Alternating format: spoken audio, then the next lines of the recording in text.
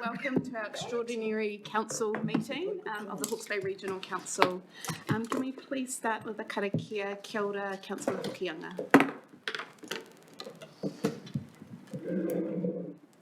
Whiti ora ki te whai au ki te mao o marama, whiti kirunga, whiti kiraro. E ngungu ki te pōhatu, e ngungu ki te rākau, tītaha ki tēnei taha, tītaha ki tērā taha. E ngungu ki te hau, e ngungu ki te wai, e ngungu ki te tangata, tītaha ki tēnei taha, ki taha ki tērā taha. Tihei, mauri ora. Ma tātou anō e whai kaha nei ki te tuku atu, to tātou nei karakia whakataka te hau. Whakataka te hau ki te uru, whakataka te hau ki te tonga. Kia mā kina kina ki te, kia mā taratara ki tai. E hia ki ana te atakura, e tio, he uka, he hau, ti hei. Kia ora tātou i mua i tēnā, tēnei au, kia whakataka tō rea whaarikiriki hia mai i tēnei reo aumihi ki tō tātou nei rohe o te wairoa. Tika tonu rā ngā whakaaro kia uhi nei ki runga i te rohe o te wairoa, o ti rā i runga i ngā whakaaro ko Waipuketia, te whenua ko Waipuketia, ngā whare ko Waipuketia, ngā kāinga ko Waipuketia, te ora o te haopuri o te wairoa. No reira, nika rā ngā whakaaro nui, kia koutou are tāringa mai ki tēnei reo aumihi kia koutou o te wairoa. He reo aroha tēnei, he reo mahana, kia hiki ai, te pūmanama o tō ngākau, koutou ngākau i tēnei wā, no reira koutou o te wairoa, tēnei te reo aroha kia koutou i tēnei wā. No mātou rā o te kaunihira o te matau a Māui, e tuku atu nā whakaaro kia koutou, i raro i ngā manaakitanga o tō tātou nei kaihanga, tēnā koutou. Kia ora, tēnā koe, Councillor Hawke, me tautoko i ngā mihi, ngā aumihi, aroha nui ki te hapori o te wairoa, tēnei te mihi aroha. Kia ora. Welcome all. A very pertinent start to our council meeting today to acknowledge Te Wairoa and the devastation they've experienced over the last 2 weeks. Today we are here to endorse the long-term plan. Before we do so, a warm welcome to you all. Those online, Mike, kia ora. Thank you for joining us. Kia ora koutou. Kia ora. And also we have apologies from Tanya Hotmans for today's meeting and Yura Fanbake.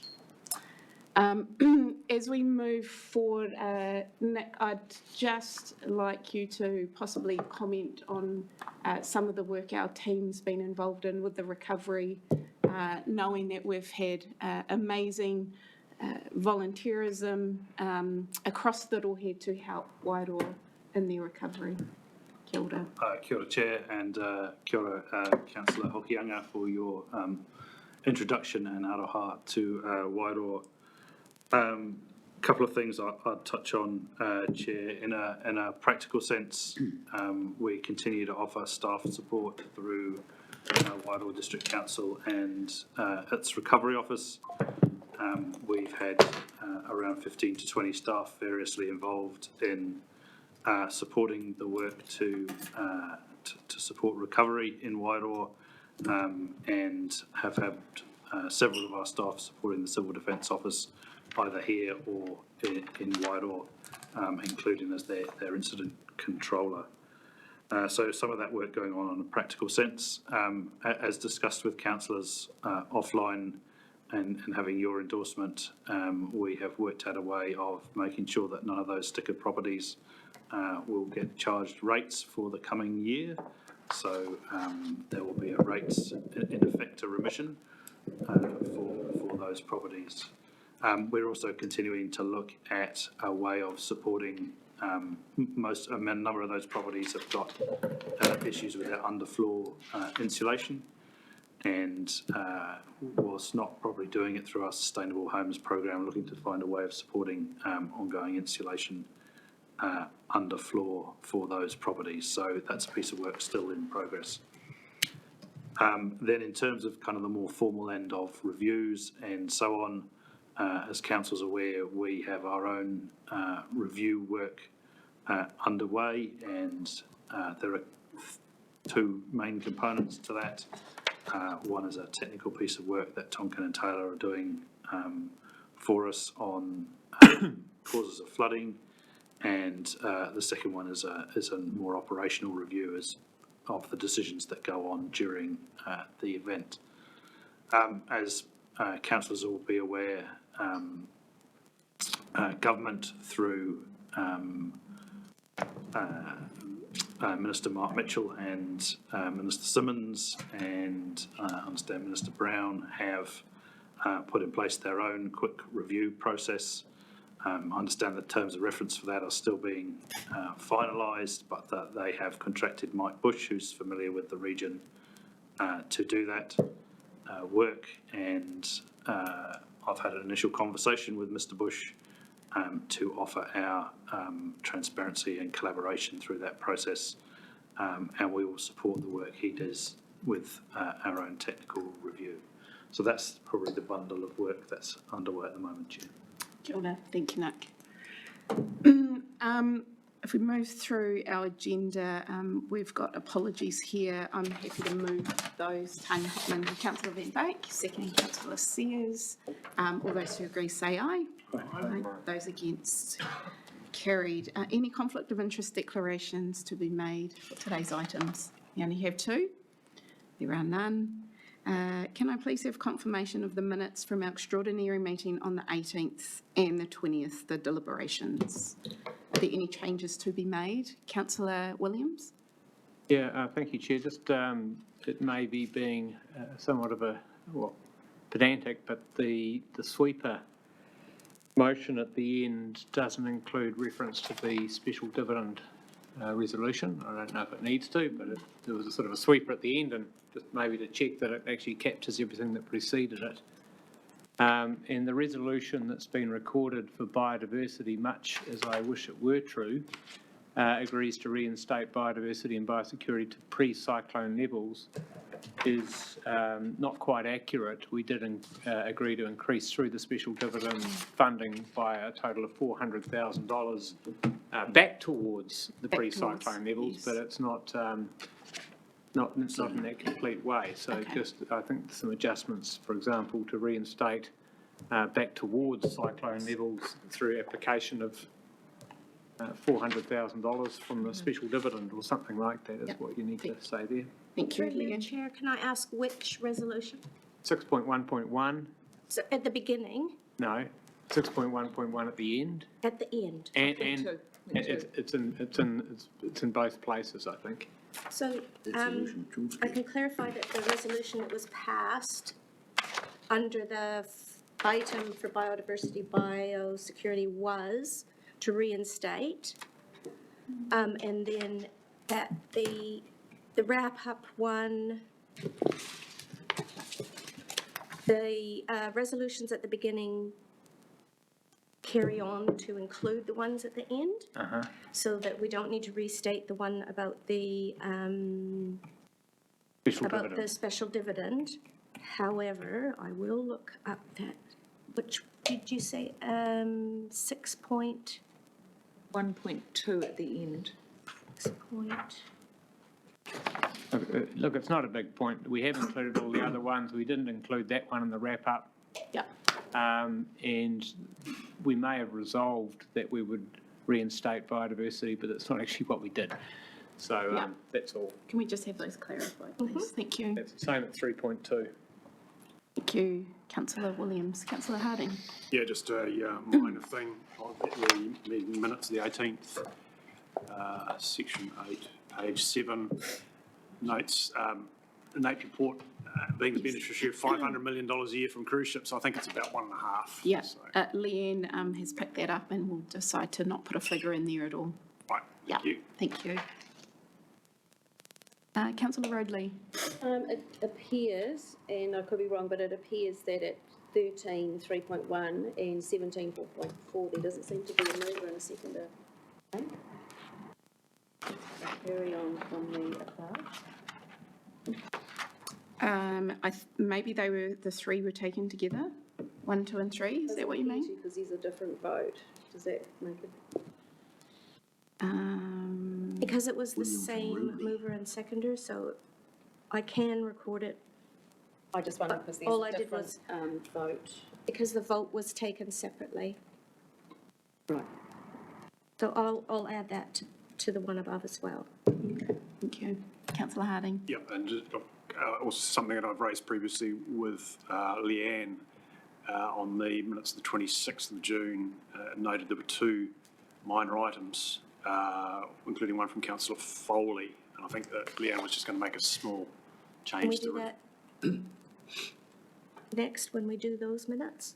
Sure. Oh, yes. Just Oh, Chair yeah. did ask about both, sorry, so that's Oh, why I was Sorry, addressing yeah, both. Yeah, for the 18th and 20th. Yeah. Anyway, so that's I in the think, 26th, right? correct. yeah. Yes, Okay. correct. Just to round out that there was, that I think Oh, yes. his What I've Councillor Foley's done- issues were captured in the, Yeah. on the item. Yeah, in that one, sort of close the loop, I've added a sentence that says was dealt with in item, the dangerous dams Yep, item. perfect, thank you. Thank you. No other corrections? Please have a mover and a seconder of those minutes. Thank you. Councillor Harding, and with all those amendments, and Councillor Hokianga. All those agree, say aye. Aye.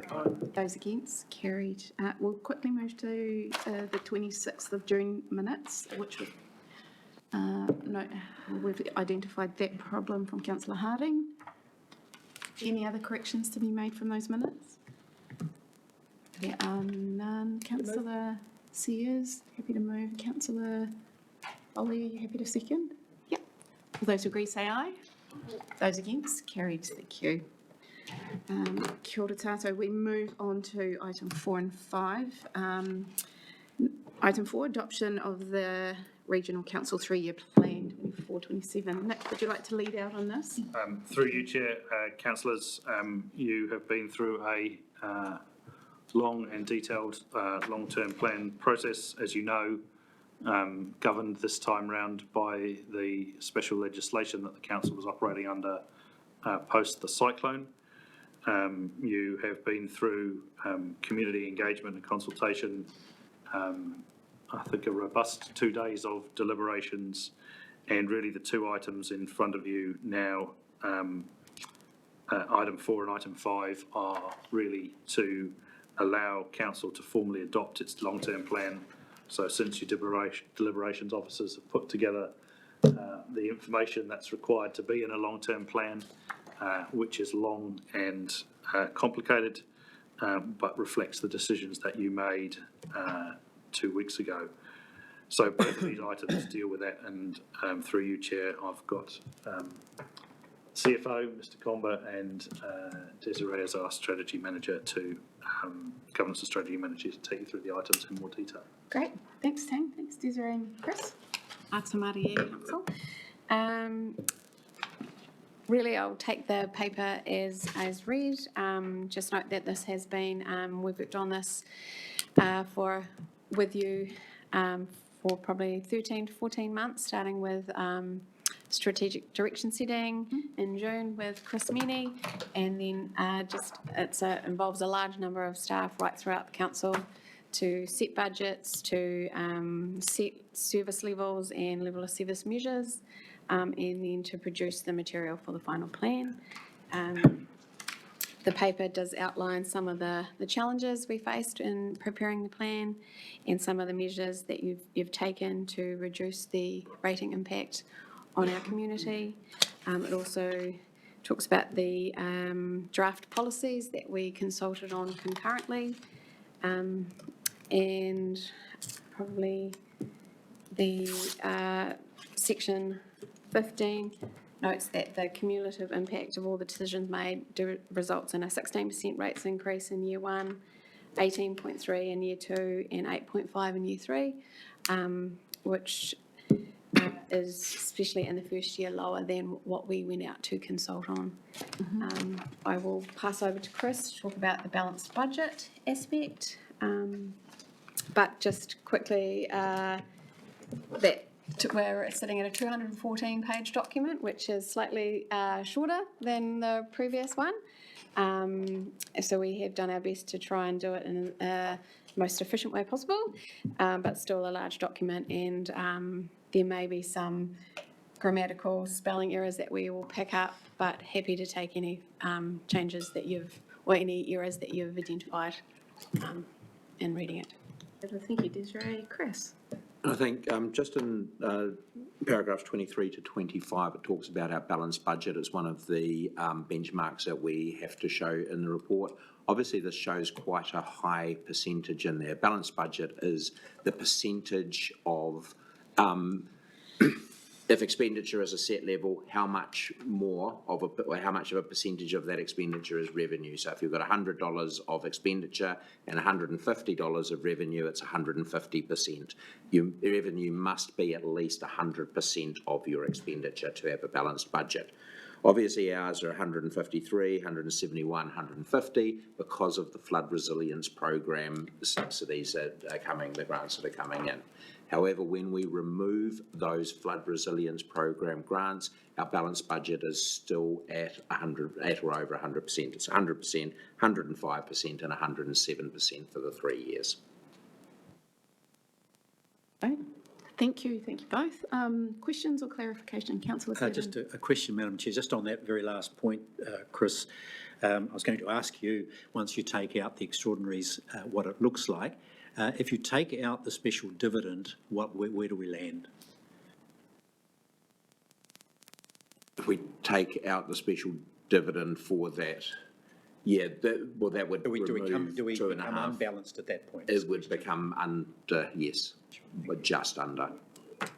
So the implication of that is that we are, if you like, not rating sufficiently to cover the cost of business as usual. Is that a problem in terms of the Act? No, I think the reading of the Act is that, it is purely on the revenue and expenditure, so the Act is happy to include the grants that we're receiving in there.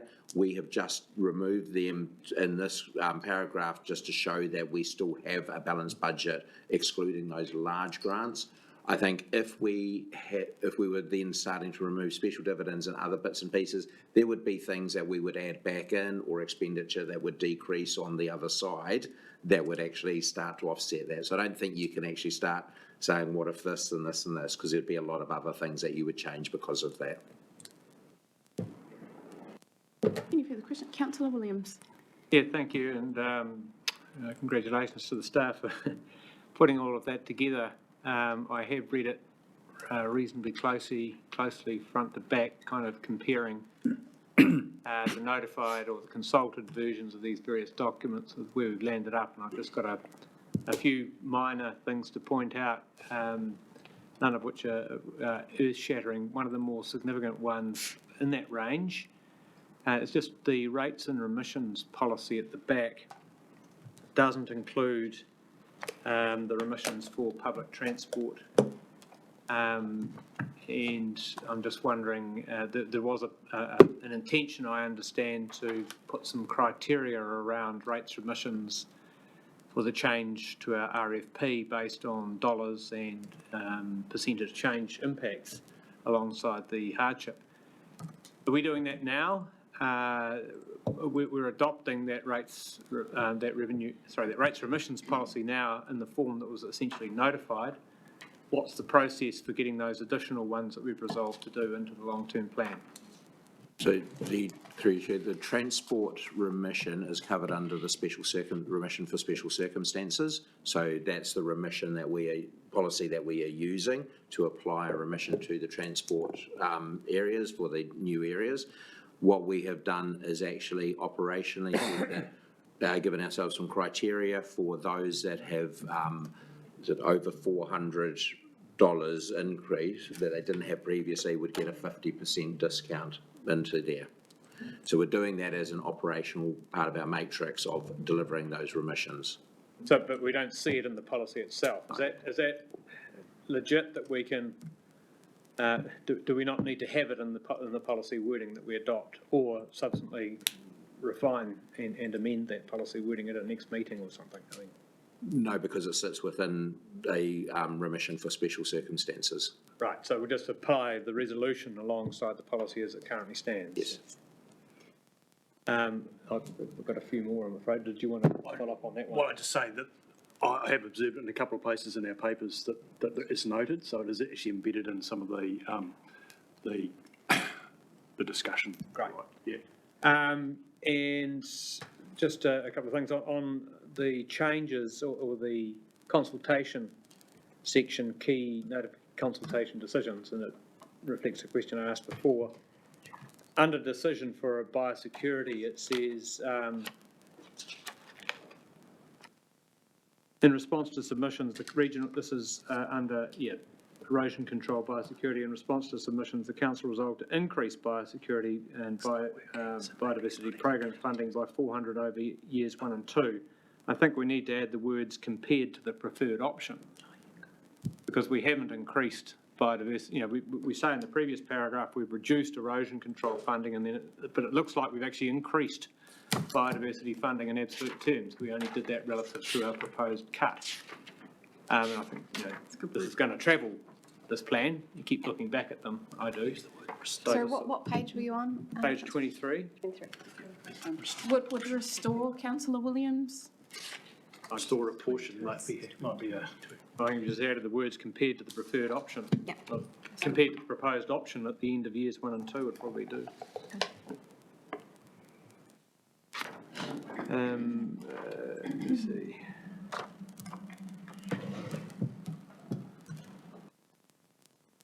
Bear with. Just a reasonably minor point. The investments record that our cash distribution from, including the special dividends, on page 68 or 67 of the long-term plan, has it at 15.05. And I thought our special dividend was 2.85, and we went out at 12.5, so that should be 15.35. I don't know if that matters, but it's $300,000 different. Susie? I'll have to just validate those numbers. And the same on page 100 or page 99. This is the tables. This is year 5 to year 1 and 3. Okay, that's recorded, thank you. Yeah. Sorry. Can I say, with the dividend, what we've added in is 2.55 million for year 1 and 300,000 for year 2. Brilliant. Yep. I'm glad I asked, I think. Now, my final was on levels of service for integrated catchment management. I had thought we'd had a conversation before we went out to the public on the level of service which relates to our service statement of engaging with landowners to implement good management practices. This is on page 43, and to help mitigate erosion, etc., etc. But the performance measure is simply hectares of land transitioned. And I thought we were going to adjust one of them so that it was a better measure of the other. That hasn't happened. So we have a fairly, I guess, granular level of service compared to the overall objective for that program. I just wonder if that matters. I have tabled it before. We did discuss it, and doesn't seem to have landed. Can I make a short, quick comment? Councillor Williams, didn't we discuss that under the rural partnerships, picking that up, where we're looking at numbers of active catchment groups, rural partnerships, building in your work plans? Isn't that how we picked that up? I thought we'd had that discussion. That's on page 43. So there are performance measures under that relate to it. Okay, I mean, I don't think there's a lot of mileage in the point really, but it does seem to be a fairly isolated performance measure for that service statement. Thank you, Chair. Thank you, councillor Williams. take that time. Councillor Harding. Kia ora, Chair. Look, firstly, a big mihi to staff as led by Chris and Desi there, but, massive effort under really trying circumstances, and so I can be duly proud of that. Two questions. One for Chris, as paragraph 4 notes in the paper, this is an unaudited plan. We will get, when it comes to the resolutions and the rate setting mechanisms themselves, that's had a legal review. Just wanted to test Chris on the robustness or any level of check or review around the maths, the voluminous spreadsheets that drive that. So in an ordinary course, our auditor would probably be all over those as well. How much confidence can you give us that we've got enough, robustness in those numbers that they all add up? Yep. I think the confidence that I have in here is that we've used a process that we've used for other annual plans and annual reports, and collating all of the data, bringing it through to the financial statements and everything. And in all of our recent audits, we have had no issues whatsoever from the auditors picking up anything where the underlying data is not correctly reflected in the above statements. If anything, we have improved the processes this time. We're getting to know our Tech One system a lot better and is making it a lot simpler. All the work that we've done here, we have a lot of confidence for our annual report. We're using much the same reporting processes and practices for doing the annual report. Our interim audit, they didn't come up with any major issues in there.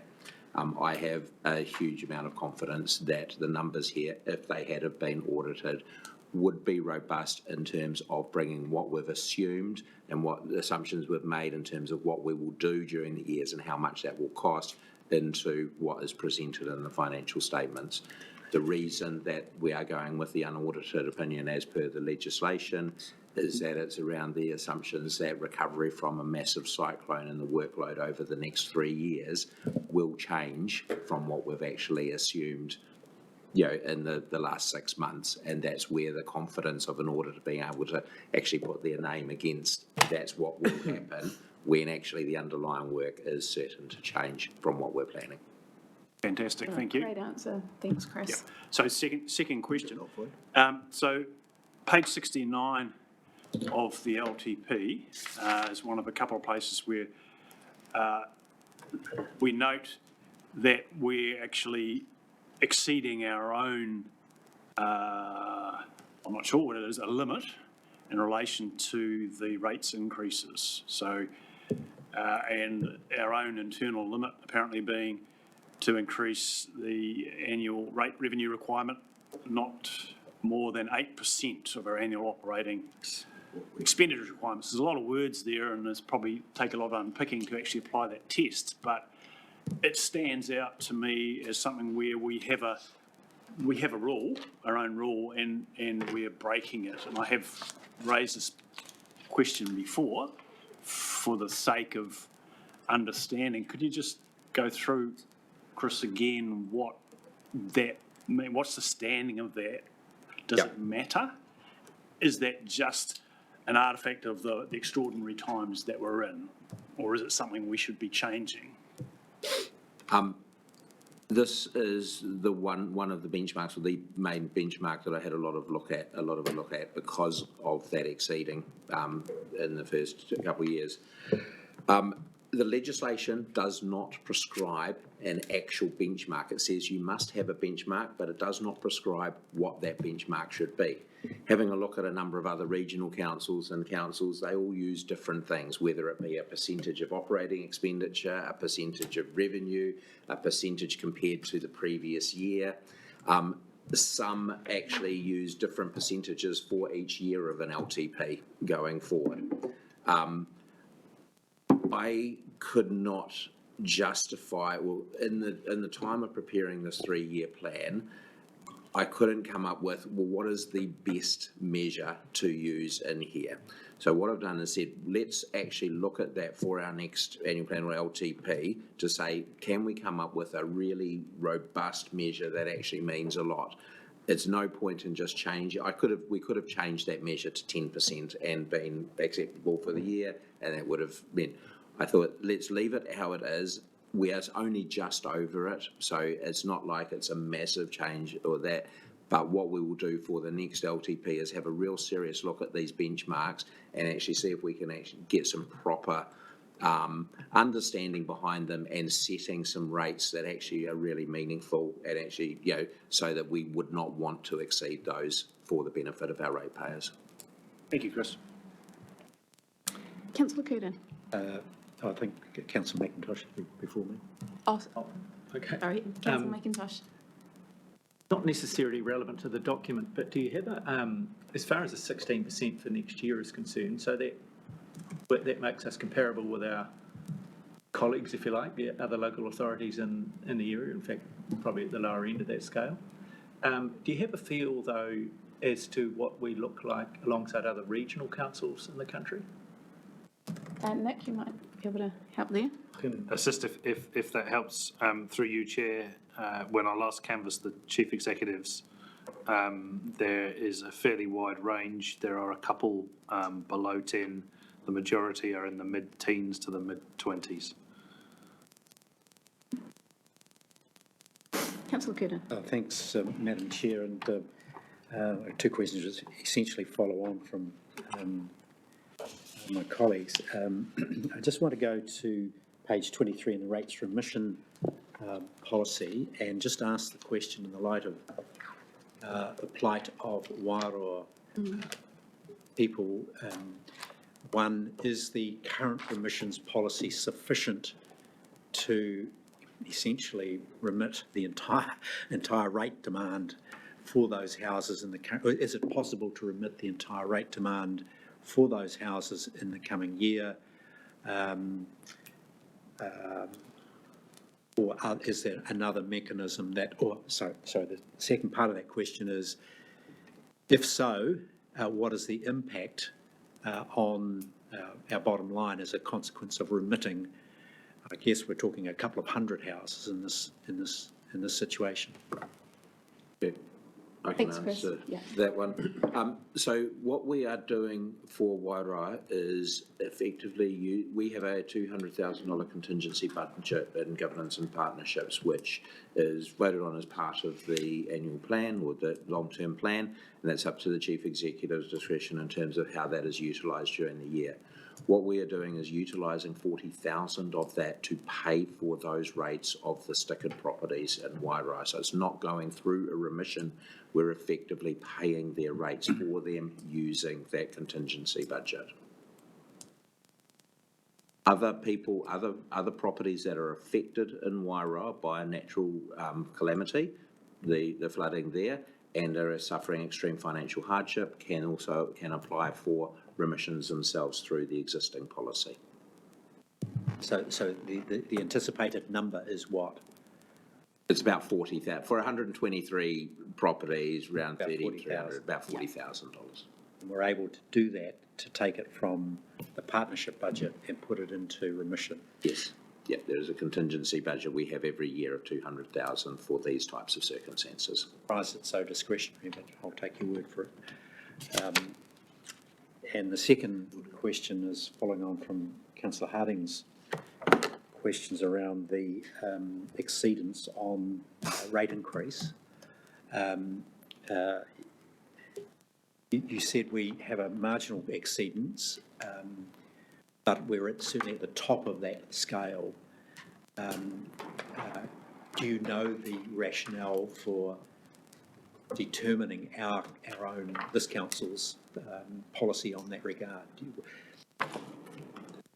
Can you say, was it a prudent rate rise, or what was the rationale, you know? In terms of the 8% set as the target, I cannot find the rationale for it. I've looked back through, it's been in our LTP for quite a number of years, a lot longer than I've been here and a lot longer than a lot of people have been around. When I look at it in comparison to other regional councils, a lot of them are quite different. A lot of them have it at a 10% rather than an 8%, but I couldn't justify just changing it without trying to do some really in-depth investigation as to what is the most appropriate. What I can tell you was to sober up councillors. Okay. Chris, hey, just off the back of a comment Councillor Curtin made about being surprised around the discretion, the 200,000, is that driven from a policy setting that has existed for how long? We've always had a contingency budget of 200,000 sitting in that area. So that's no surprise? No. And it's part of our delegations that any money outside of budget within can come from that contingency fund on the discretion of the chief executive or the delegation of chief executive. Thank you. Are there any further questions or clarifications? Councillor Foley, thanks. Oh, just, sorry, Chair. Just firstly, Councillor Van Baker is trying hard to get in and it's just not working for him, so the intent's there, but I don't... Can't quite connect. No, can't quite connect, so just important to note. It sounds like we're getting to the end of questions, so I just wanted to raise with you, and happy to take your lead, about some additions to the recommendations. So just, whether you want me to put those up when you get to them. Okay, we'll finish questions and clarifications. Are they? Yep, they are done. Councillor I was happy Williams. to move the recommendations as they stand, but if I could do that, then perhaps we could look at the amendments. Yeah, and then we can listen to amendments, yep. So Councillor Williams, thank you. Yeah, well, I was just going to move the recommendations as they are, but I would like to hear from Councillor Foley about his additional recommendations. Can we have a seconder first though? Councillor Sears, thank you. Councillor Foley, would you like to add? Thank you, Chair. So I would like to add a couple additions to recommendation 3. And so 3.1, well, let's read out 3, adopts a balanced budget for all 3 years of the 3-year plan. 3.1 notes, sorry, my screen's, notes after the first year, the following 2 years of budget will be substantially amended due to the need to restructure the organisation's underlying cost structure, which has expanded very significantly over the past 6-year period and now raised real affordability issues for our ratepayers. 3.2 instructs the CEO to work with the council on the terms of reference for a substantive independent review into the organisation's cost structure and capability, with this review to be undertaken over the first 3 months of the new financial year. Notes that the review will regularly update the full council on findings and progress, and notes that the minimum expectation of enduring cost reductions will be no less than 20% in operational expenditure for the balance of the 3-year plan. Can you send that to Leanne? Great. So we've got a whole lot of 2s here, and I'm just trying to get to the bottom of 3, which is on page 15? 6. 6, okay. 6, yep. Not coming up. Might have to use a paper form. Okay. So I will put this in, yes, thank you.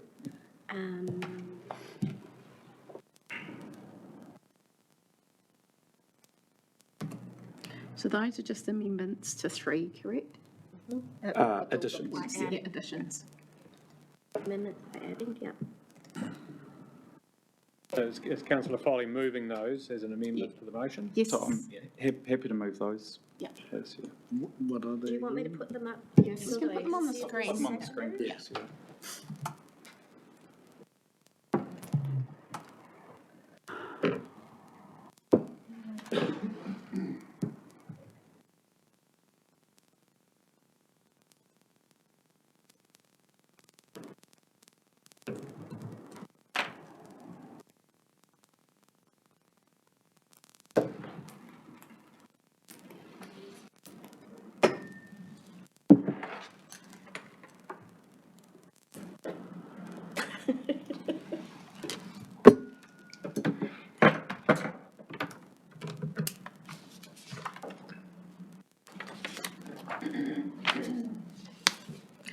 Oh, thank you.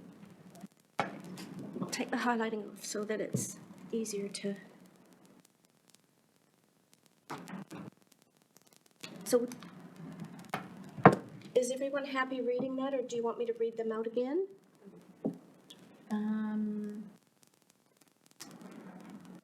No, I think everyone can read that.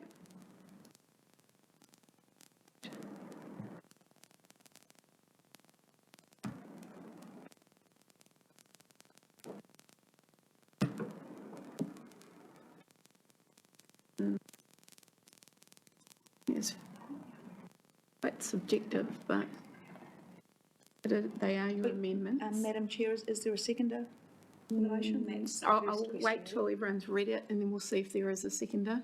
Just a point of clarification, Chair, and maybe we'll, were there 3 parts? Because there's only 2, but, and the second half, is that of 3.2, is that intended to be a 3.3 or? Make that a 3.3. Sorry, We're going to notes that the minimum expectation, is that a 3.3 or is that a 3. no, that's still part of the, 3.2?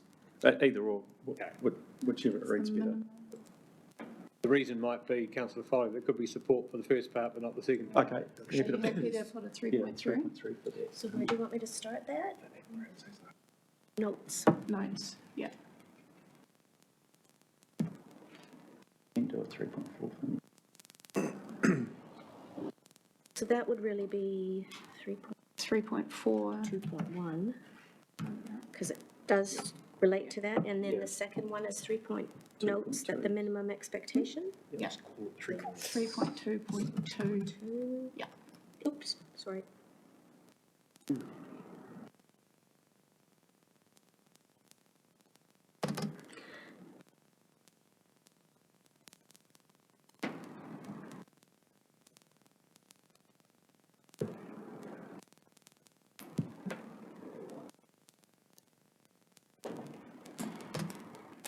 Oops.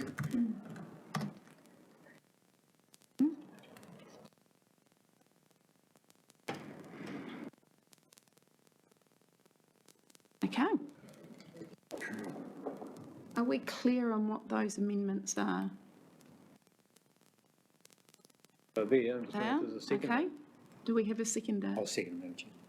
Councillor Curtin, thank you. Councillor Williams, I think councillor Foley would you now like speak to, you're happy with those Yeah, amendments? well, no, Okay. I think councillor Foley now needs to speak to Yeah. the amended motion with, A seconder, yeah. and then we work out whether that's carried, don't we? And then we, And then we can move through the originals. yeah, before we come back to me. Come back to you. Yeah.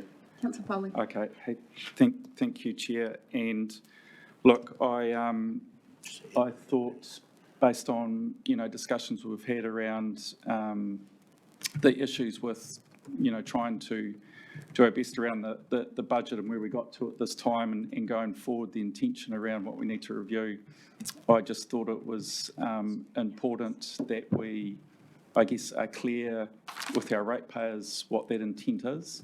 And I just didn't get any of that in the original recommendations.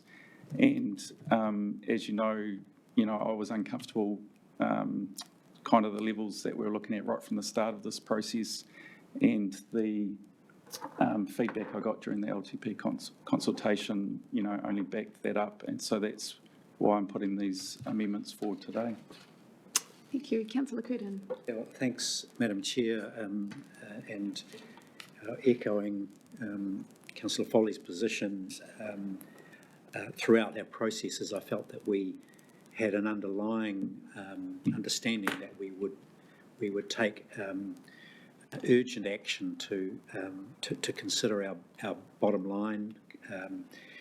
We're in a position where currently, as the plan stands, incorporating the special dividends there,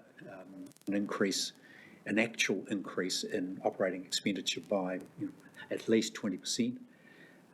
If we multiply that out over the 3 years of the plan, we're facing at least 60% increase across the board, probably closer to 70 by the time we've incorporated the likes of coastal hazards and the like. To me, there's an expectation in the community that this council will reset, reconsider, and get its operating expenditure into balance at least.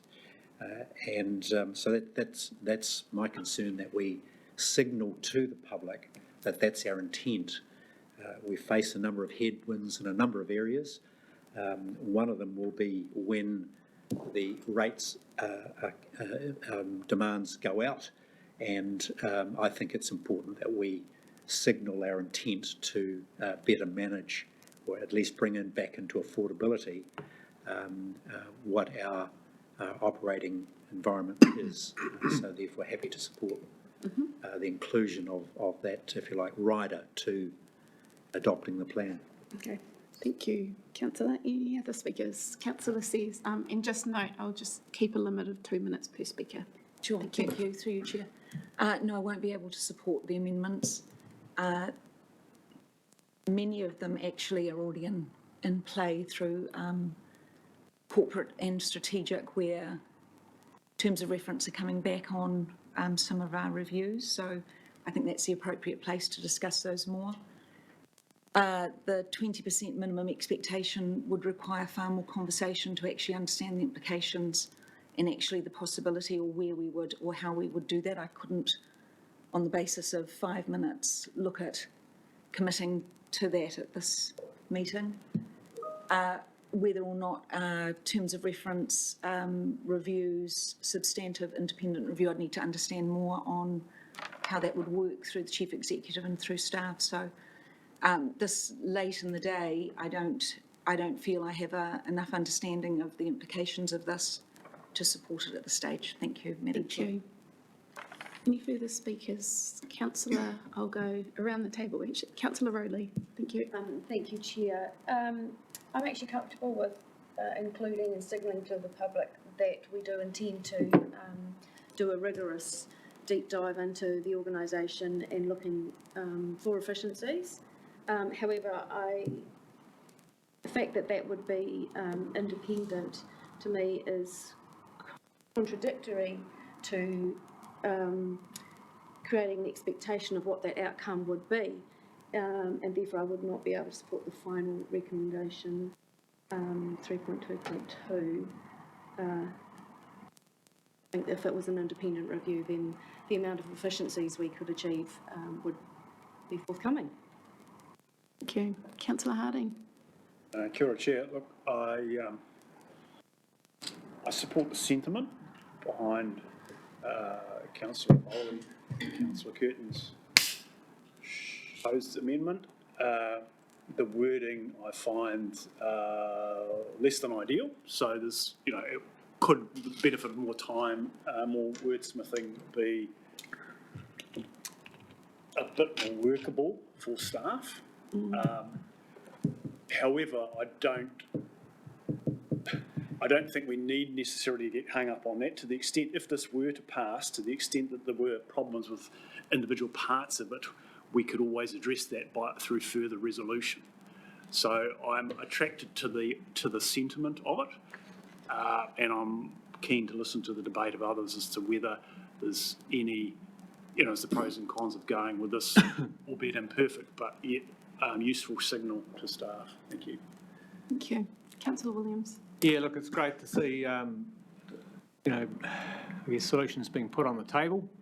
On the same point as Councillor Harding, I think 3.2 is the first part of it is something I could largely support. It is inherent in the resolution we passed at the last meeting anyway that there's going to be an independent review of that nature. But the direction that we'd work with the CE to shape the terms of reference for that and that it be independent, I've got no problem with that. I don't think 3 months is enough, and I think we could make that 6 months to do a decent job of it in time for next year's annual plan.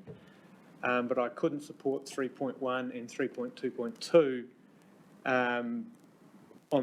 really for the reasons that have been shared. I think the first one is an expression of frustration rather than a resolution. And you've certainly shared those views consistently, Councillor Foley, throughout. I acknowledge that. And I don't think we should ring fence to 20%. I think we need to let that process do its job. Maybe it'll find more. I don't know.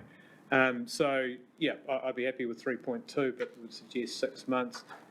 Chair, I would like to hear, because this has come out late in the piece, staff advice on this resolution as part of our consideration. Yeah, sure. We'll do governors and then ask Nick. Councillor McIntosh. Look, actually, the previous speakers have summed up pretty well my thoughts on it.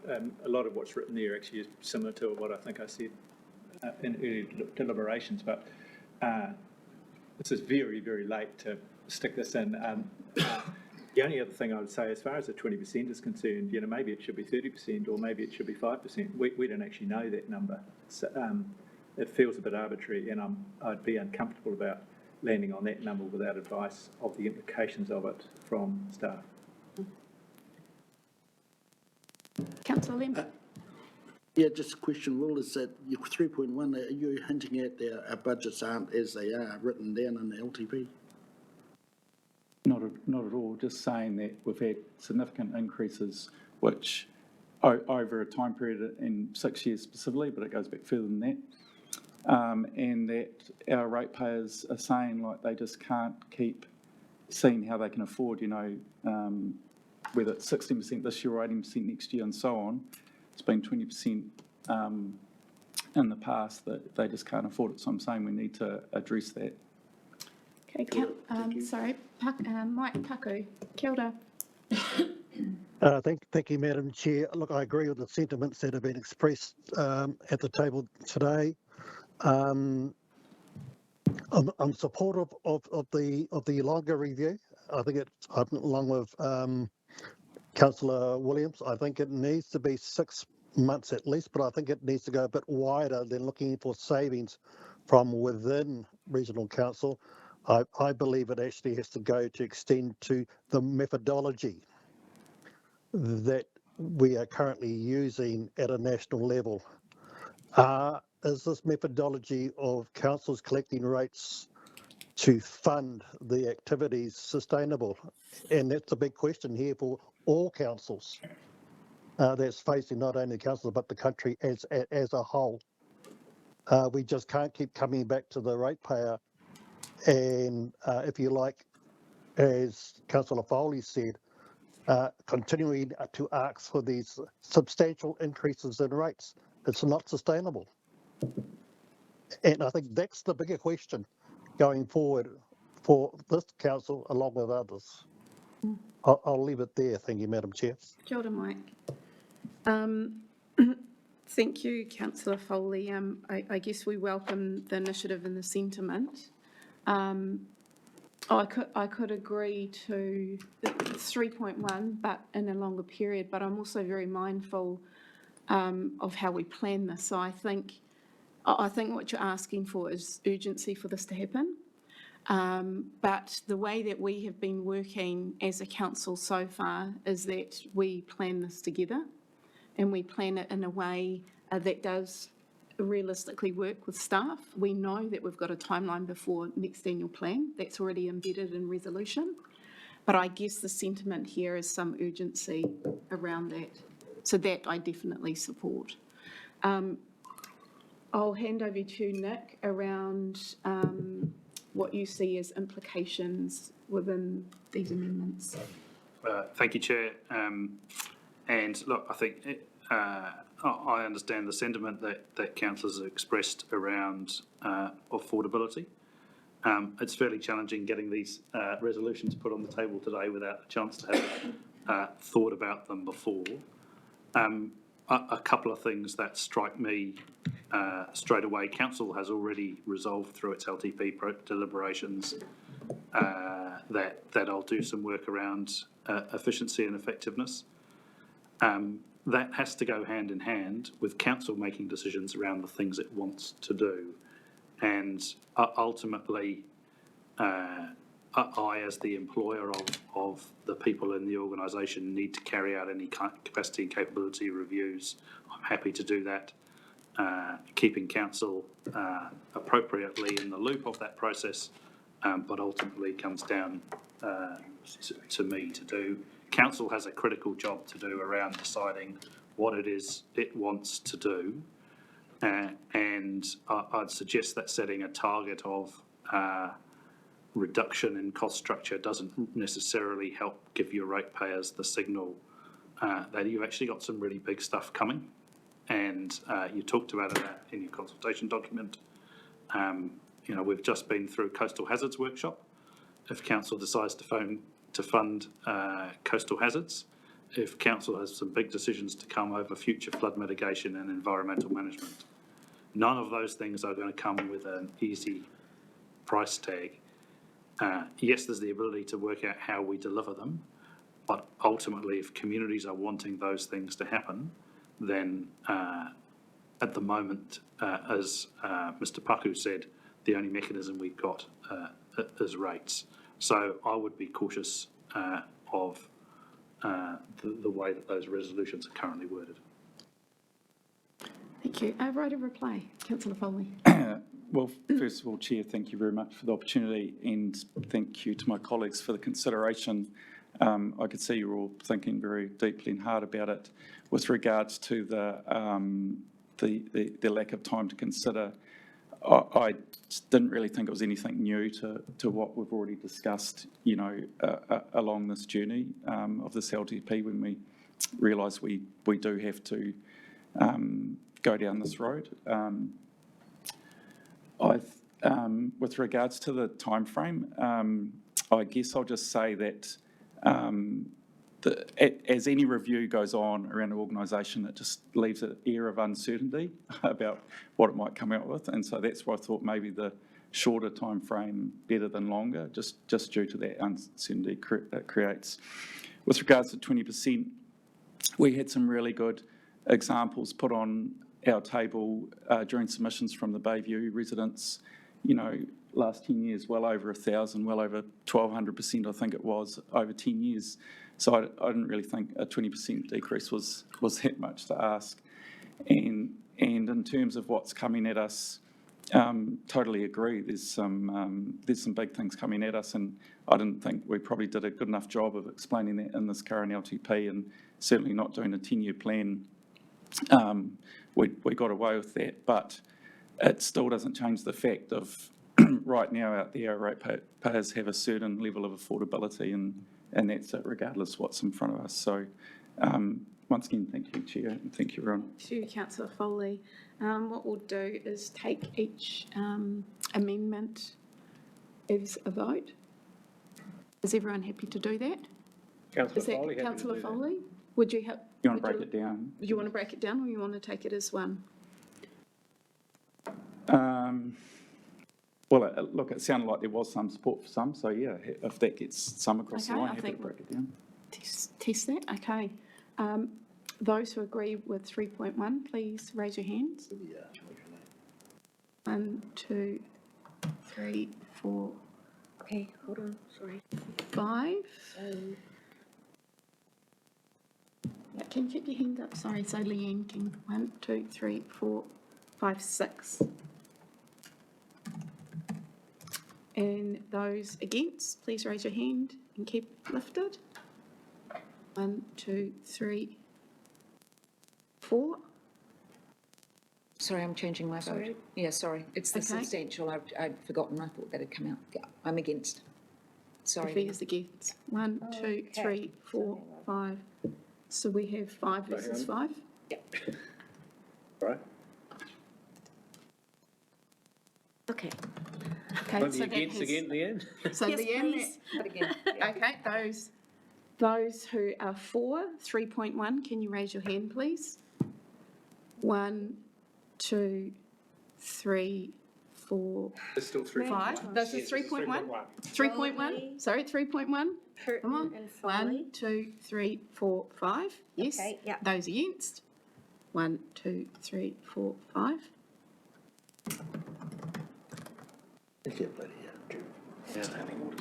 Standing orders saying I could exercise my vote if I wanted, and if I didn't, that would not pass. Either way. Yeah, either way. So that would not pass, so that has failed 3.1. 3.2, all those who agree, please raise your hand. 1, 2, Sorry, Chair, I'd like to change it to 6 months, but otherwise, yes. it's Councillor Foley's amendment. I'll leave the, right. That's what the resolution is. Okay, this is the resolution, so all those who support 3.2, please raise your hand. 1, 2. All those who are against, raise your hand. 1, 2, 3, 4, 5, 6, 7. Do you have an abstain, Councillor Williams? I'm wondering if I could propose an amendment to the motion. amend the amendment. Make it 6 months. Councillor Foley? Oh, it's Yeah. Councillor Williams' amendment. Do you have a seconder for that? I'd second that. You second that? Okay. I We guess- don't need to speak anymore, we've heard No, it. I'm moving 3.2 at 6 months.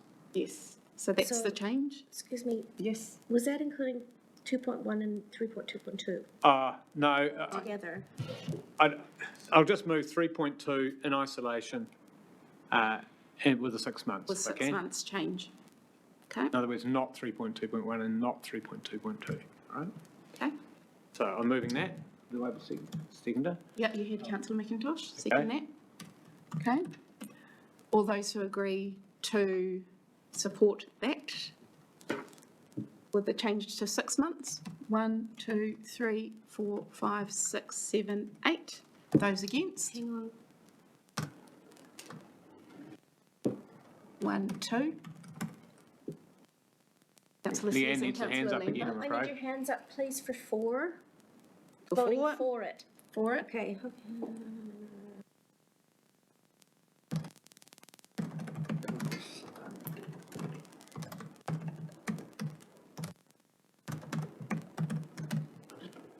Cool. And against?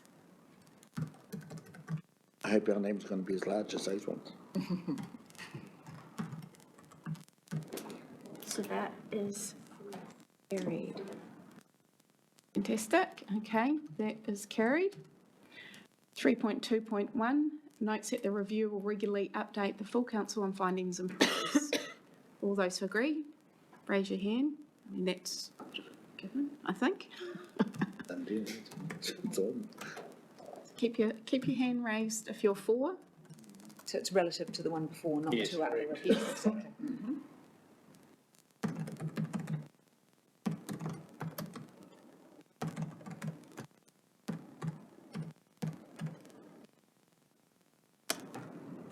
Again? And against, raise your hand. Councillor Lambert, did you want to vote in this one or abstain? Yeah, well, I think it's a done deal, goes with the 3.2. Those are the 3.2, so you were for? No, I was against them. Yeah. Okay, so you're against them. Okay. And that is carried.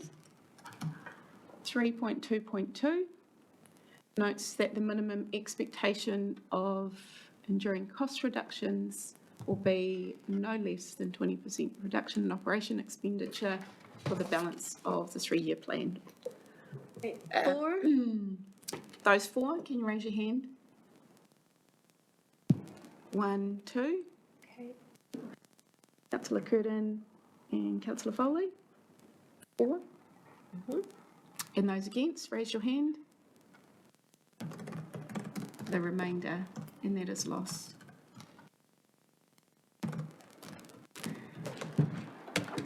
Thank you, councillors, for that, for being patient through that.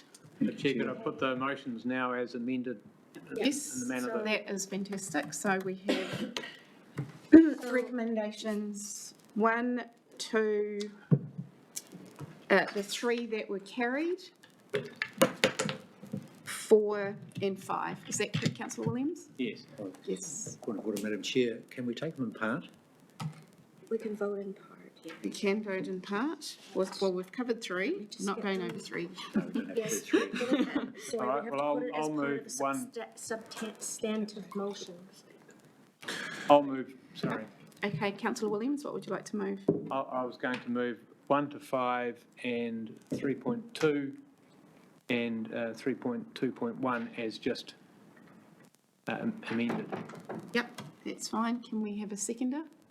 I'm the seconder. Councillor, still the I'm councillor, still still the the seconder, And, thank and you. supporting moving it as one motion. Yes, That's what we're proposing, yes. So we're moving it as one motion, that's what it was set as. But it would be open to vote on them individually. wouldn't it? Separately. That's up to you, Yeah, councillor I just William, thought would you maybe I like could, to take I'd them like to speak to them together and then perhaps we could move 1, 2, 4 and Okay. 5. Let's do that, that will save us Yeah, time. then- Yes. So some splitting around in the middle. I'm just, Ready, Leanne? we've got it, not quite. Not quite, we'll just give Leanne a minute. Yeah, sure.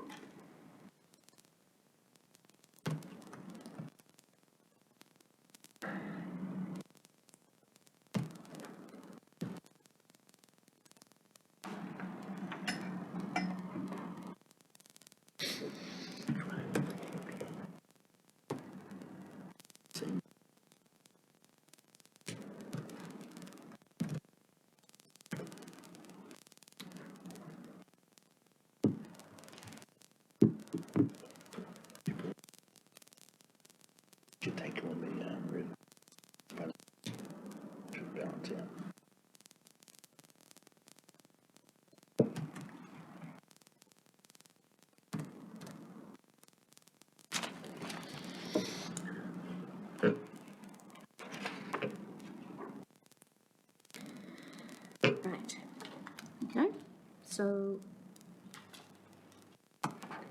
as the substantive motion, We're going to each speak, but then take votes for each of the items. Okay. Fantastic. Councillor Williams. Yeah, thank you, Chair. Look, just stepping back a bit, it's been said, and I say this in support of all of the motions now on the table, that we're tone deaf as an organisation and we don't listen. That's been levelled at us through the RFP and now through the long-term plan. I hope our communities realise now that that's not the case. But I have to say this, what do you do when, as I was confronted with in the Taradale Hall, you've got half the room saying, cut public transport, and the other half of the room saying, we need more buses. You've got half the room saying, stick to your core business, and the other half saying, don't stop funding tourism. All right? When you're listening to your communities, you need to understand that they've got a divergent range of viewpoints, and it's our job and our challenge to reconcile that range of views, and with one exception, and it's the cuts to the public transport. I'm actually really proud to own this long-term plan, and I think it's an extraordinary effort on staff and governance part to have arrived at the place we have. And I'm frankly disappointed that there are 3 councillors who weren't able to support the long-term plan at the end of that process with everything that was said around it. Yeah, just think about where we started, which was a 35% on BOU rate increase before we had the proposals, the change proposals in the long-term plan. We're now at 16%. But we've kept biodiversity and biosecurity at close to the levels we had pre-cyclone. We've matched our erosion control scheme to the ability of the market, if I could put it that way, to actually deliver it.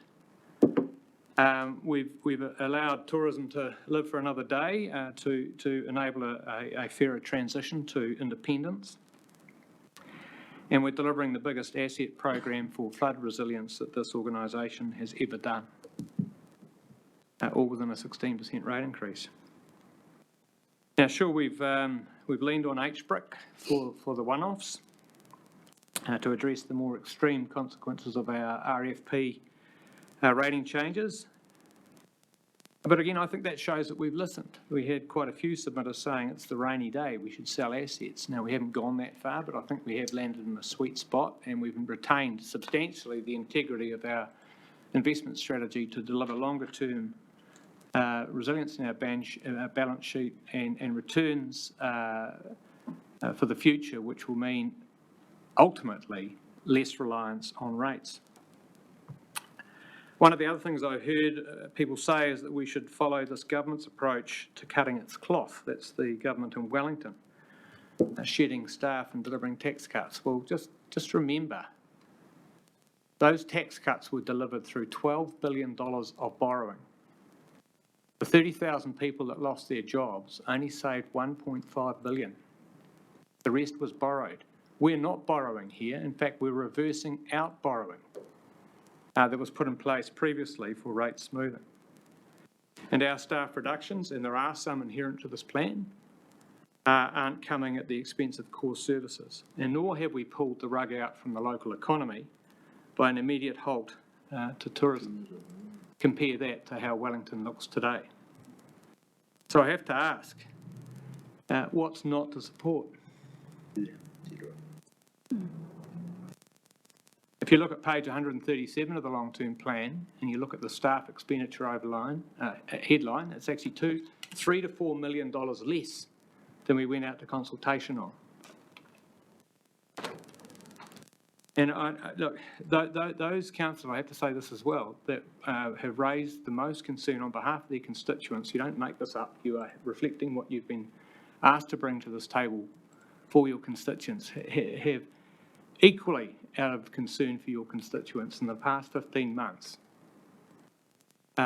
probably demanded more of our staff than any other councillors in terms of responding to their concerns about the way they were smacked by the cyclone and getting answers around that. Now, those answers that you put on the table, those questions you put on the table for your constituents, place a huge burden on the very staff resource that you're so concerned about. So just think about that as well. Now, I think we've all been on this journey together, but we seem to have arrived at a different destination. And as I said at the last meeting, it's very easy to state problems. It's more difficult to put forward solutions. And I appreciate the effort today by Councillor Foley to do that. But again, the solution in that case is really a question. It's a review that is yet to be shaped and sized and can't be preempted. So I think we've actually, in many instances, voted, and I've seen the other councillors vote against solutions that have been carried to address the very concerns that have been raised by your constituents about keeping the level of rates low, about using our HBRIC returns to provide relief, about addressing the extreme anomalies of the RFP changes where they've landed. And I ask you all to reflect on that. And I really think in these incredibly difficult times, and I'm speaking to Wairoa here as well, I don't think there's an hour in anyone's fortnight around this table that we haven't been thinking about then. In these difficult times, it's really critical that we actually stand together and are united in confronting the immense challenges ahead of this organisation. So with all of that said, that's why I'm proposing those motions. Thank you, Chair. Well said, Councillor Williams. Councillor Sears. Thank you, Madam Chair, and that's great that you've covered so much, Councillor Williams, so I don't need to be so long. I was thinking of the apparently Chinese saying, you know, may you be blessed to live in interesting times. Well, it turns out it wasn't Chinese, it was something else, but actually it's a curse, not a blessing, it turns out. May you live in interesting times was used as a curse because it brings about all these troubles, which we've certainly seen over the last couple of years. I think the only comment I really want to make on top of Councillor Williams, because I don't want to repeat a lot of that, is that the question of affordability is, of course, foremost in everyone's mind, but actually affordability is the result of doing or not doing the work that needs to be done. And what I'm really focused on, particularly through Environment and Integrated Catchments Committee, is trying to knuckle down into the reality that what we can't afford is not to do the work of soil conservation, erosion control in the upper catchments to protect our community from events like Cyclone Gabrielle. If we don't do that work and we have another Gabrielle next year and the year after, etc., and we don't improve, actually that's what our community and our people can't afford. The cost of that is beyond any region or part of New Zealand to continually clean up from and manage. It's not just the physical or financial damage, it's the ability of a community to endure and to survive through and thrive in an environment that is actually not supportive to human occupation, really, at a bottom line. And 1941 Soil Conservation and River Management Act is the act that the basis for our regional council work. And while I don't have any question that we can't keep asking the ratepayer, we're only then asking the taxpayer, we're all the same people. Actually, my interest in the reviews, which we have absolutely clearly flagged to our chief executive, are coming, and we have huge requirement around stripping down to our core business and to do that in an efficient way. What we have to do is rather look at what it's costing, is making sure we're actually doing the work to provide the resilience, which is actually the basis for everything that we should be interested in. So the 3-year plan is a way, in my view, of holding together what we have while we unpack what that might look like. And the flood review that we're going to see this month, I think now, I've been waiting a long time, is going to lead us through into those next steps. And there's no doubt that they're not going to cost us any less, any of those interventions. So we need to make sure that we are laser focused on being able to implement the work that needs to be done to lead to the outcomes that we really are looking for. Thank you, Chair. Thank you, Councillor Sears. Councillor McIntosh. Look, strongly endorse the comments of my colleagues.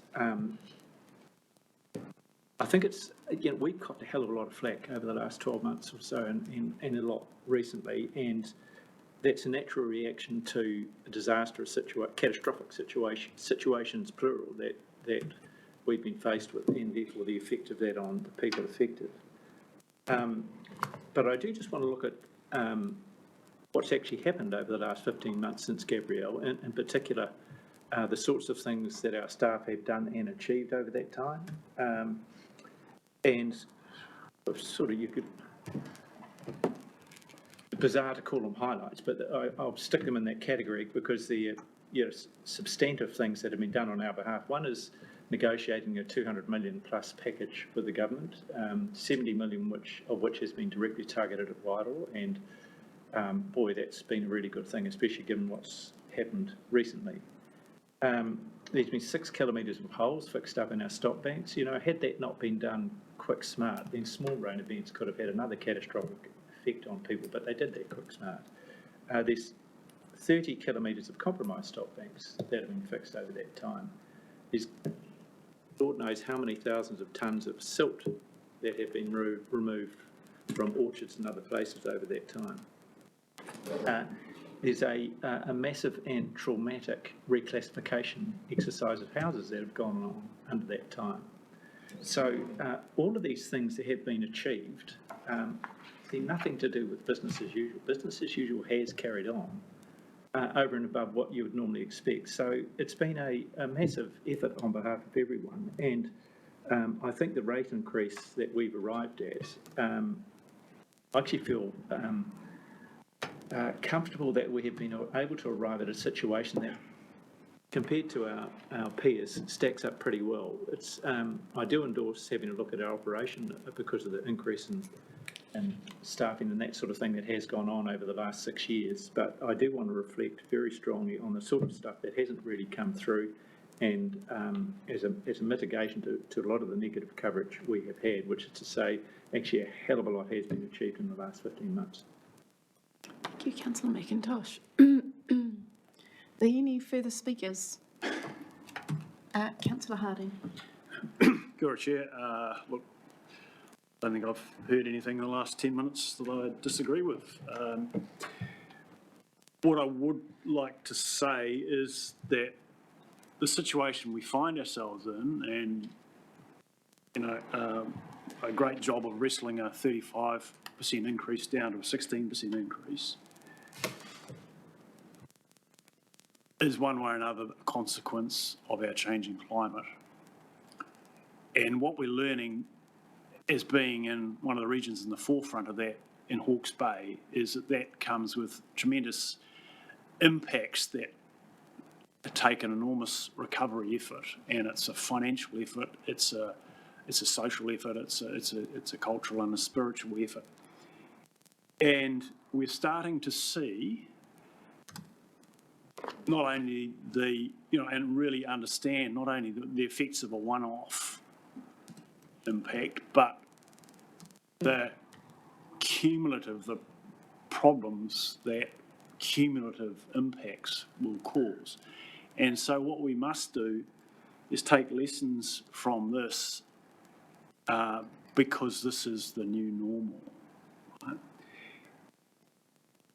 A challenge in some respects is exactly the same though. We have to find a way, we have to balance between the productive capacity of our region to afford to pay and operate in the society in which we operate, the national and the global markets, and the sociology of our species.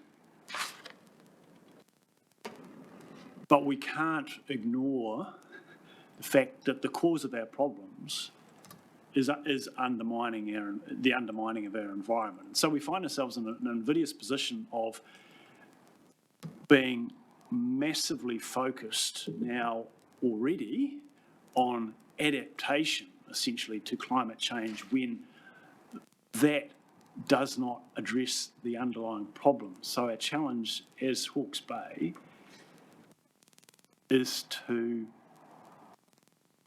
work together as a community to find affordable ways to keep on not only responding to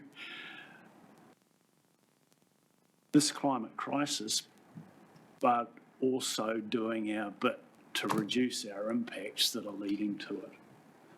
And the cyclone has only made that a lot harder, but it's also brought it into stark relief that that is a challenge. And so I can only, the best thing that can come out of this is a stronger realisation at a community level that is our challenge. And I'm sorry if that's a bit waffly, but this is, everything that we're struggling with at the moment is a consequence, one way or another, of our impacts on the environment. And our challenge is to deal with that,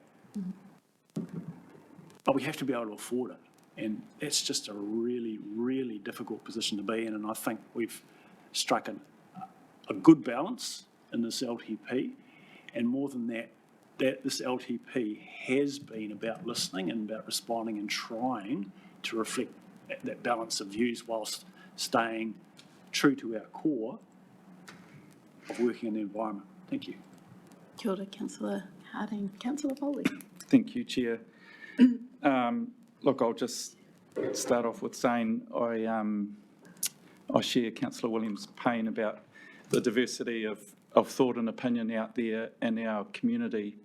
So let it not be a surprise that there's diversity of thought around this table, and I really appreciate being able to listen to you all and appreciate the chance to talk as well. And so I'm very proud of I guess, the journey I've been on through this whole process and before that even, but particularly lately, and that is, representing who I feel is my Hawke's Bay community's view. My heart goes out to the Wairoa community, and I raise that because while it's the LTP consultation period's finished, I've just had 2 weeks of intense discussion with the community up there across all walks of life, whether it's the council, whether it's urban, whether it's the farming community. And it's kind of like the LTP consultation all over again, listening to them, because that was certainly one community I didn't get to engage with very much, if at all, during the actual period. So I want to thank them and just feel the pain that community continues to go through, not just 2 weeks ago, but the last couple of years. So I've got to a place today where I'm not going to be able to support well, depending where we get to, but recommendation for around the 3-year plan. And that's a result, and I heard it from Wairoa, and I've heard it across the region, where our community just continue to say they don't feel listened to. And so I can be standing on the banks of the Tukituki River and farmers continue to get land and infrastructure washed away because they can't get action around what they see as a simple fix. We've heard about the lack of listening around the revenue and financing policy submissions. The people coming into the drop-in sessions highly emotional about how they just don't know how they're going to afford the proposed increases at that time on rates. And so that's, the rates affordability, as I've mentioned plenty of times, just simply not a deep enough look into the organisation, urgent enough because of what's happening out there in the economy and the continual feedback about what everything else our ratepayers are dealing with. We made a clear agreement, I felt at the start, about let's not borrow any more to pay for operational expenditure. So that was fine. But now we're withdrawing investments to pay for Hawke's Bay tourism. I'm just not quite sure how that's really any better. But to sum it all up, the combination of all of that, particularly revenue and financing, and I asked the question, okay, what happens with the increases that was putting at that time on my urban community, but across the board, many others, and the upcoming LTP, you know, it's actually going to be, it's not just an addition of the 2 rates increases, it's going to be way more. And that's what it's turned out for a lot of my community. Also engaged a lot with the Bayview community, the Heretatonga Plains community, and it was all the same. And so we ended up with rates increases of not 16%, not 19%, but a lot at 30, 50, 100, 200, 300, and so on. And so I just, you know, in this current economic environment, I just cannot support that with what those people are dealing with. Thank you. Councillor Hokianga. Tēnā rā tātou, ka tika, me whakauru atu au ki nei kōrero hei whakautu ki te tautoko i ngā kōrero hea nei e ko hoa kai kaunihira. Ai i roto i te reo Māori e ahe ana tōku rohe o te Māui ki te tonga ki te rongo atu i nei kōrero nāku. Ai, kua whakautu ahau i ngā kōrero kua haria mai i ngā hāpori Māori pēnei nā ki te whenua Māori, ki ngā pani me te rawa kore e noho mai nā ki roto i ngā hāpori Māori pērā ki roto i te taone me ngā tua whenua pērā anō ki Poranga Hau, pērā anō ki te taho o te taku taimoana. Nō reira, anika rā, ētahi a reo tautoko i tēnei wā. So just, I thought that it was important to distribute some thoughts into reo Māori, first and foremost to those whānau that reside sort of in the outskirts or rurally within the Maui ki te Tonga constituency that had the benefit of our regional council staff and councillors be able to engage over the Cyclone Gabriel both response and recovery process. And I guess what I said was that there's a few things and can be summed up, I guess, in te reo Māori as ētai mai te iti, ka puta mai ko te rahi, mai te he, ka puta mai ko te tika, aha koa ngā piki me ngā heke, pa taurite. So with all the, I guess, the pieces on the board that's on in front of us, I believe that we've kind of landed what might be referred to as the Te Māori tūpai in the best balance that we can under the circumstances, time constraints, and the information that we have in front of us. Tēnā. Kia ora, Councillor Hokianga.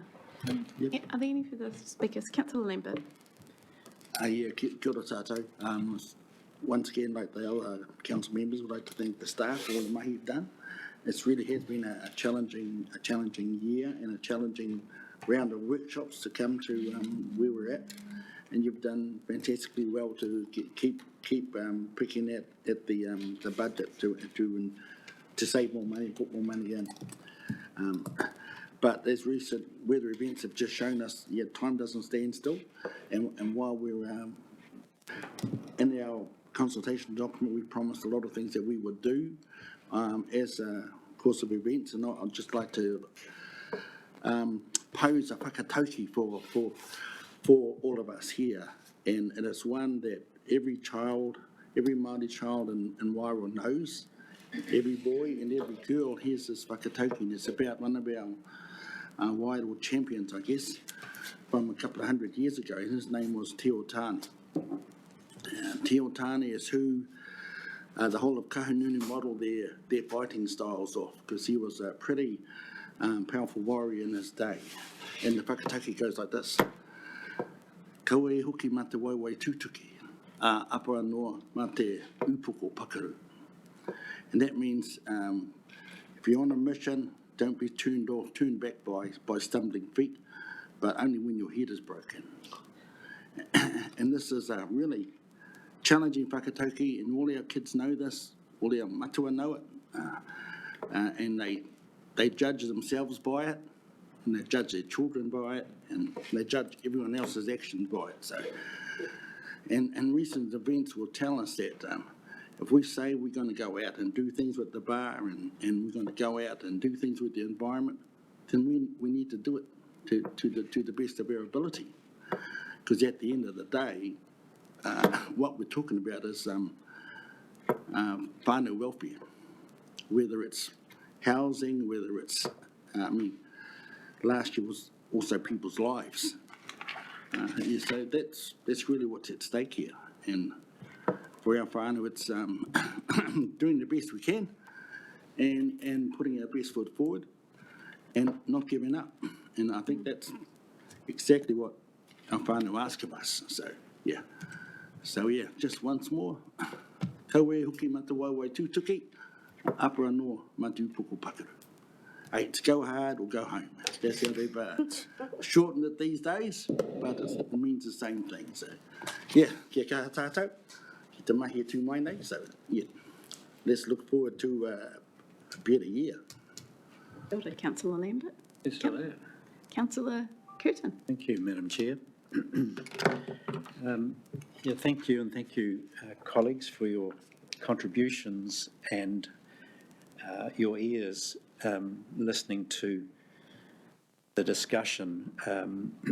I read through the document last night as another look. I didn't go through every page, but I had gained another sense of it. And I'd have to say it's technically a very competent, well-produced document, and it's a real tribute to the corporate services team for producing what I think is an outstanding document, and well done.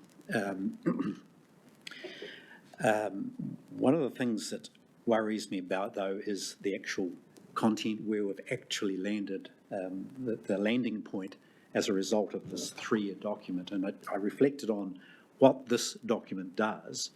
It signals to our communities, to our ratepayers, what we're going to do, what our vision is, where we're heading, and how much it's going to cost them to do. The unfortunate thing about this sort of document is that probably less than 100 people read it. So that's the shame of it, but that's the reality of it. What they do read, what our constituents and ratepayers across the region do read, is their rate demand. That's what they read. And they reflect on that. And there are two things that come to mind in arriving at the document: is is it affordable? Does it reflect what the community wants? And are they getting value for money? And what I'm concerned about with the document and where we've landed, our landing point, is one, have we actually reflected the wishes of our community? Have we listened? And Councillor Williams, it's more than simply one town hall meeting. To me, it's picking up and understanding what the thoughts and views of a cross-section of people are saying and feeling. And obviously I pick up those views from less comfortable environments. But here are those reflections.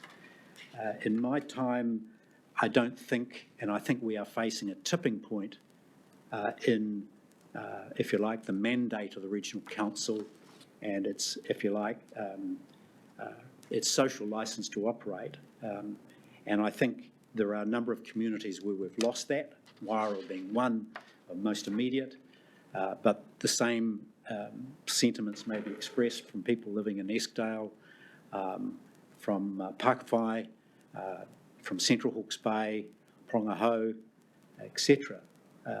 So there is a sentiment there that the council hasn't performed as it should.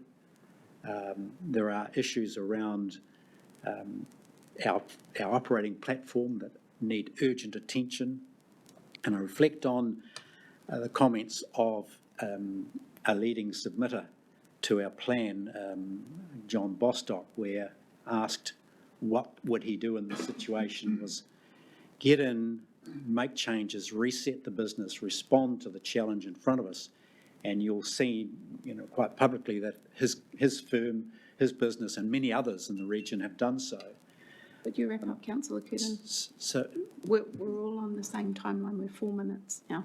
So, in winding up, Madam Chair, I believe we've come up short, and I can't support that because it's simply not affordable for the people we support, and we haven't demonstrated we're delivering sufficient value for money in this document. I can't support the adoption of the plan.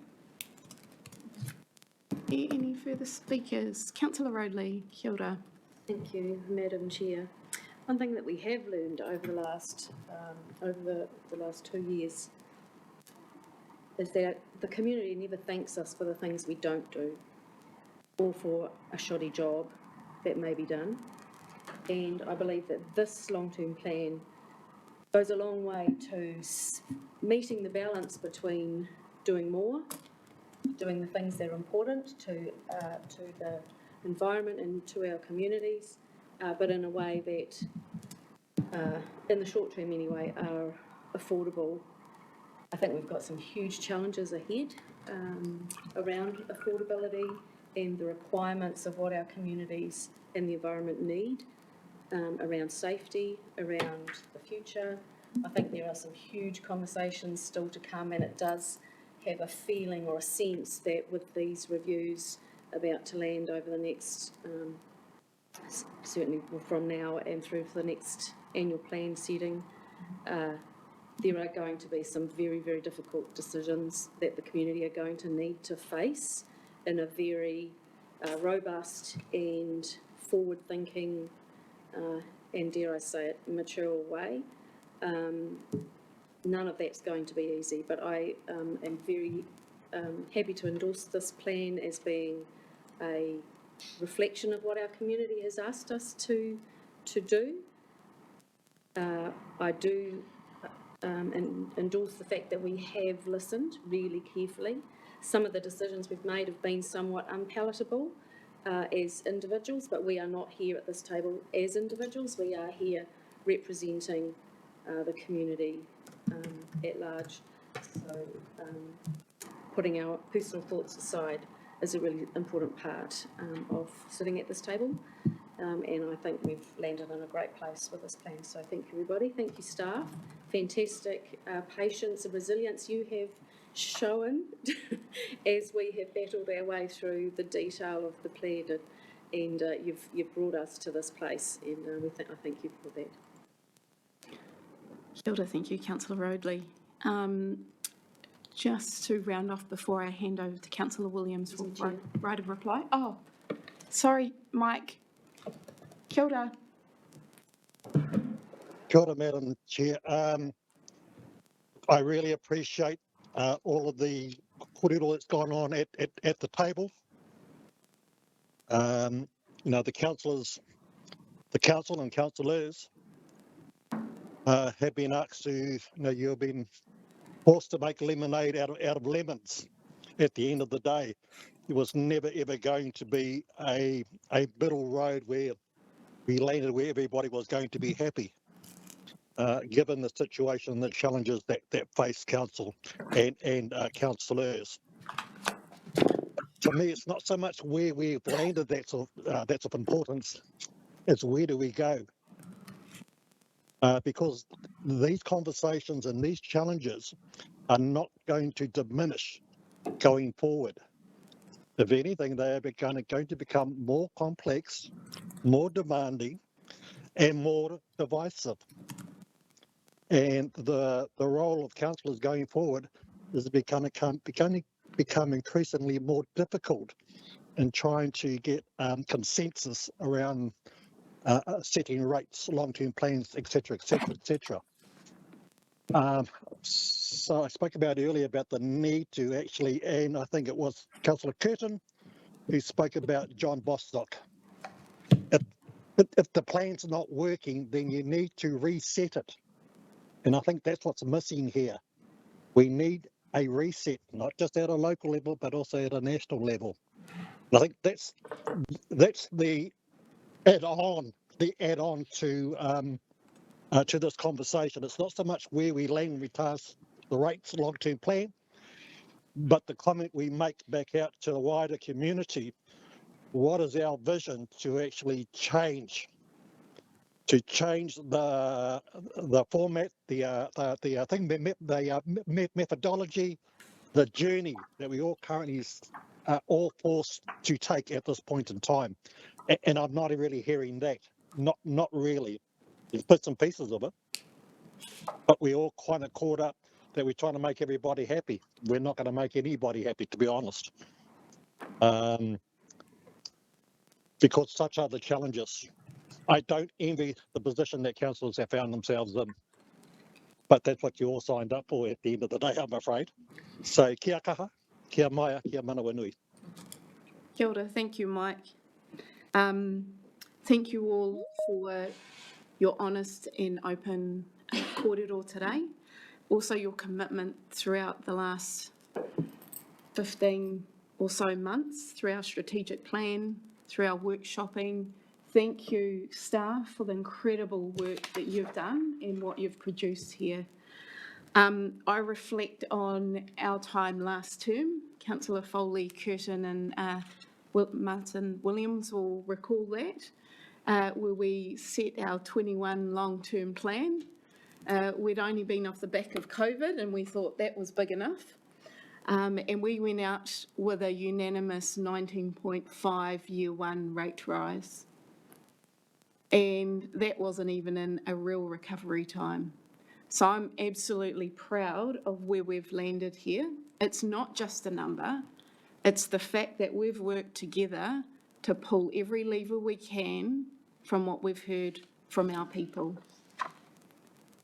And they are the short-term challenges we need to deal with. And there are longer, bigger ones that we need to over the next year. I see it a time for us to reset and refresh. And within that, we look at the organisational work going forward. So I'm incredibly proud of you all for where we've landed. I'm also conscious that we have a responsibility as councillors for the whole region to go out with a plan. Whether you like aspects of it, you don't like other aspects of it, and that's absolutely fine. But our people expect us to go out with a plan and strike a rate. And that's what we've signed up for. So on that, I will hand over back to you, Councillor Williams, as a right of reply to move through these recommendations. Thank you. Thank you. I think I've said it all, Madam Chair. Just a factual correction. I made my decisions and reflections on way more than a single meeting at Taradale. That was simply an example. And I do note that Councillor Curtin wasn't present, so I had to front that on my own. With all of that, we listened to a lot more than one meeting. Councillor Curtin, it was an example. I'm sure you're aware of that.